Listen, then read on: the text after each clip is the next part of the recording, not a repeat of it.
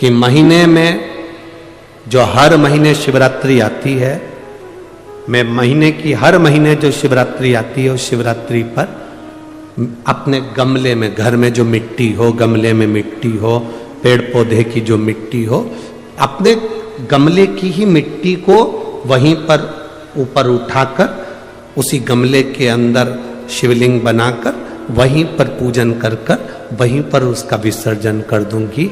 उसका भी जो पुण्य है उतना ही मिलेगा जितना पार्थिव शिवलिंग के पूजन का। कोई नियम बना लो कि 1 महीने में एक बार मुझे पार्थिव बनाना, कोई नियम बना लो मैं 3 महीने में एक बार पार्थिव बनाऊंगी, कोई नियम बनाओ कि मैं 6 महीने में एक बार पार्थिव बनाऊंगी, कोई नियम बना लो कि मैं साल भर में एक बार जो सावन के महीने में शिवरात्रि आती है, जैसा आप लोग सब ऑनलाइन बनाते ही हो, पार्थिव का निर्माण करो। एक संकल्प अपने भीतर, संकल्प का फल बाबा क्या देगा यह आपको बाद मालूम पड़ेगा। वो क्या देगा आपको वो बाद मालूम पड़ेगा। जब हम संकल्प ले लेते हैं तो पूर्ण वो करता है और उसका फल भी बहुत देता है। अगर ये संकल्प नहीं ले सकते तो दूसरा संकल्प लो।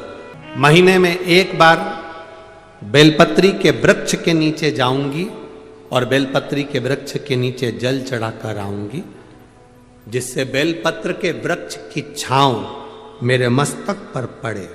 कहते हैं एक बेलपत्र के वृक्ष में 33 कोटि देवी देवताओं का निवास होता है। जब एक बेलपत्र के वृक्ष के नीचे हम जाते हैं तो ये समझ लें कि 33 कोटि देवी देवताओं की छत्र छाया में हम पहुंच गए।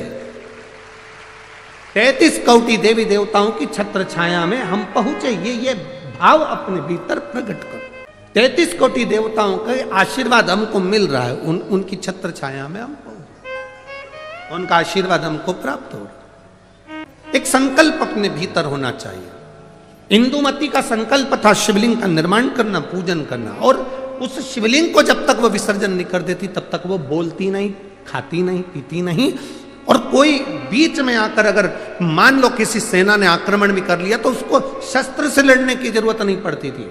राजा भीष्मक, विदर्भराज भीष्मक शस्त्र लेकर आगे नहीं बढ़ता था। केवल इंदुमती का जो शिवलिंग का विसर्जन करने जाती थी इंदुमती, उसके नेत्र की ज्वाला इतनी प्रबल होती थी कि सामने जो सेना आती थी वो जलकर राख हो जाती थी, इसलिए कोई आक्रमण नहीं कर पाता था। इंदुमती का इतना इंदुमती के संकल्प का फल था। इतना कोई सहज है शंकर भगवान की भक्ति करना, शिव नाम लेना, राम नाम लेना, कृष्ण नाम लेना, भगवान की भक्ति को धारण करना, दत्त नाम लेना, कोई साधारण है? आप जिस भाव से भगवान की भक्ति कर रहे हैं वो भगवान की भक्ति भगवान स्वीकार करता। केवल मृत्यु लोक में बैठकर भगवान का नाम लेना और उस तक पहुंचना। आजकल के नवयुवक लड़के बहुत सारे प्रश्न करते हैं। नवयुवक लड़कों को जान दो, बहुत सारे ऐसे भी आते हैं मीडिया में भी कि ऐसे ऐसे प्रश्न करते हैं कि लगता है अपने को कि क्या प्रश्न करा। अभी यहाँ कथा थी धूलिया में, तो एक मीडिया वाले ने प्रश्न किया कि आप लोग सनातन धर्म की ध्वजा लेकर आगे चलते हो, कहते हो दिया लगाओ, अगरबत्ती लगाओ, भगवान की पूजन करो, मंदिर जाओ, 1 लोटा जल चढ़ाओ, भगवान शंकर का नाम लो, क्या भगवान को मालूम पड़ता है किसने नाम लिया? क्या उसको प्राप्त होता है? हमने धूलिया की कथा में एक बात कही थी कि आपके यहां केले का पेड़ लगा है, ठीक है? अरे बोलो तो जम के, ठीक है? केले के पेड़ को पानी देना है, इसमें केला लगाना है, तो एक एक पत्ती को पकड़कर पानी दोगे क्या? पानी कहां दोगे? नीचे जड़ में। तुमने जड़ में पानी दिया, केले की पत्ती में आखिरी सिरे तक वो पानी पहुंच गया और पत्ती गीली हो गई।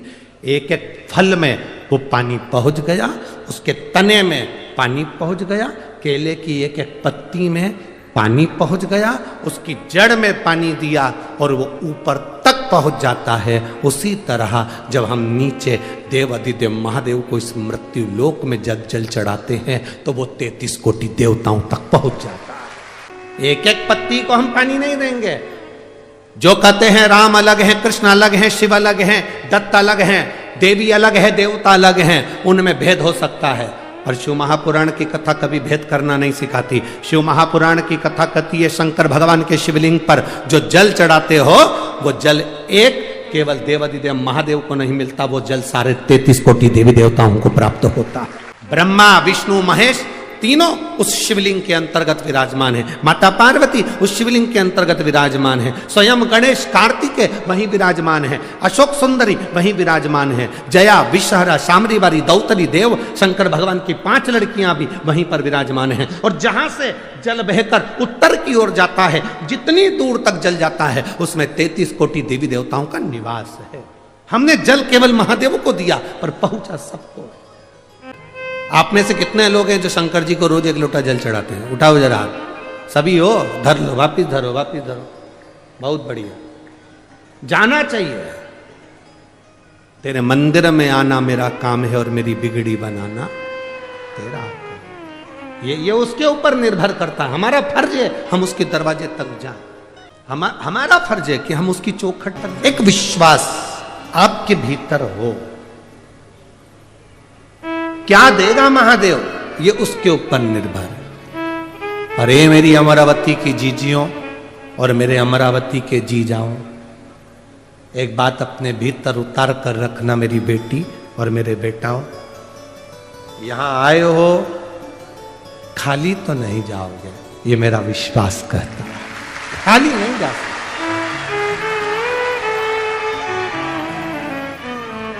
वो खाली नहीं भेज सकता, देख के भेज।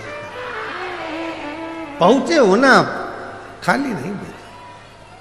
बस जितना भरोसा, जितना विश्वास, जितनी दृढ़ता धारण कर सकते हो कर। इंदुमती जैसी विश्वास, इंदुमती जैसी दृढ़ता, इंदुमती जैसा भरोसा आपके भीतर होना चाहिए। क्या शंकर भगवान को जल चढ़ाने वाले के शरीर में तेज पुंज आ जाता है? क्यों नहीं? शंकर का मंदिर है क्या? शिव का मंदिर क्या है? शिवालय क्या है? भगवान शंकर के मंदिर में ये दरवाजे, ये ताले तो अब लगना चालू हुए। पहले शंकर जी का जो शिवलिंग होता था वो खुले में रखा होता था। कई बुजुर्ग माताएं यहां पर बैठी होंगी, बुजुर्ग भाई लोग बैठे होंगे, उनके स्मरण में होगा। तुम्हारे गांव में, खेड़े में, खेत में, जमीन पर ओटला बना होता था जिस पे शिवलिंग रखा होता था। मंदिर नहीं होता था, दरवाजे नहीं होते थे, खुला। अमरावती में लाइट की डीपी जो होती है ना, लाइट की डीपी देखी है ना? अरे बोलो तो जम के, देखा है ना? लाइट की जो डीपी होती है, हमारे इधर ऐसा नियम है कि लाइट की डीपी को बंद नहीं कर सकते, उसको पैक नहीं कर सकते, उसको खुला रखना पड़ता है। लाइट की डीपी को खुला रखेंगे तो वो ऊर्जा प्रदान करती है। और कोई लाइट की डीपी खुली है और अचानक जाकर कोई छू ले तो करंट लगेगा कि नहीं लगेगा? अरे बोलो तो जम के, लगेगा ना? खुली। और कई कई जगह तो लिखा रहता है डीपी से इतनी दूरी बनाकर चलना, पास में से मत चलना, नजदीक से मत जाना, इतनी दूर से वो डीपी खींच लेती है और करंट लग जाता है। कई कई डीपियों में इतना बल होता है कि दूर से खींच लेती है। हमारे यहां जितने शंकर के शिवालय थे खुले थे, खुले। कोई भक्त दूर से भी भगवान का नाम लेकर जा रहा है तो मेरा महादेव उसको खींच लेता है, मेरा शिव उसे खींच लेता है। वो बल, वो पावर मेरे देवाधिदेव महादेव। अकाल मृत्यु वो मरे जो काम करे चंडाल का, काल उसका क्या बिगाड़े जो भक्त हो महा काल का। जो शिव की आराधना करता हो, शंकर का उपासक हो, जो शिव का गुणगान करता हो, जो शिव भक्ति में डूबा हुआ, उसको क्या दुख, क्या तकलीफ। हनुमान जी की एक चौपाई हनुमान चालीसा की आप लोग स्मरण करते हैं। भूत पिशाच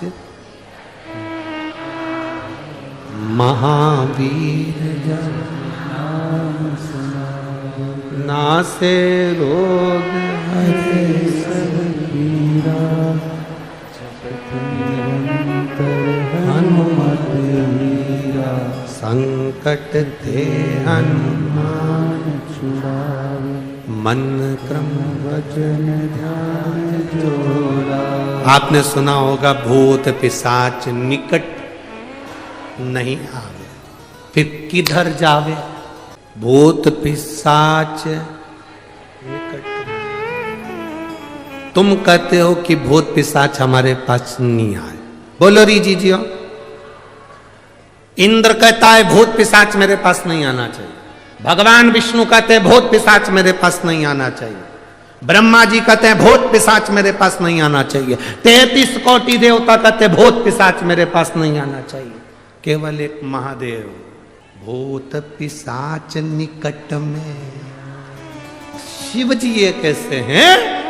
वो कहते हैं जिसको कहीं परमिशन नहीं उसको मेरा इन्विटेशन है, उसको मेरा इन्विटेशन है। केवल एक महादेव ऐसे हैं, मेरे पास आओ। राक्षस असुर गंधर्व देवता पितर जितने जितने हैं शंकर की आराधना में, प्रेत भी लगे, भूत भी लगे, पिशाच भी लगे। कारण शिव महापुराण में वर्णन मिलता, विद्धेश्वर संहिता में स्पष्ट कहा गया, जो शंकर जी को एक लोटा जल समर्पित करता है, उस जल का मात्र स्पर्श कर कर नेत्रों को भी छुआ लेता है, उसकी 71 पीढ़ी में कभी कोई भूत और प्रेत नहीं बनता, उतर जाता। उसकी 71 पीढ़ी में भूत प्रेत। लोग कहते गुरुजी हमने आज तक कथाओं में 7 पीढ़ी सुनत थी, तुम 71 पीढ़ी कैसे कह देते हो? हमने कहा हम नहीं करे, तुम्हें अगर यहाँ नहीं पढ़ना है तो उज्जैन जाओ, उज्जैन के ऋण मुक्तेश्वर मंदिर